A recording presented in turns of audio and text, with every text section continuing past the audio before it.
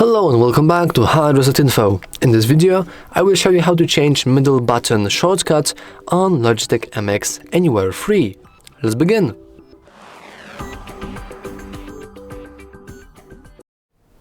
In order to change the middle button shortcut, you first need to go to Logitech Options, right here on this application, then go to the mouse options, and then right here you want to go to middle button, click it, and now you can switch between any kind of shortcut you want. We have few different buttons. We can also enable the more in order to see many more shortcuts that we can do.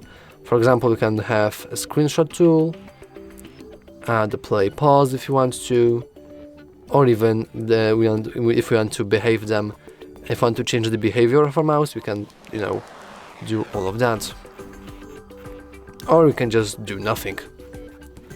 If we click this button, we'll be able to apply our changes to all applications.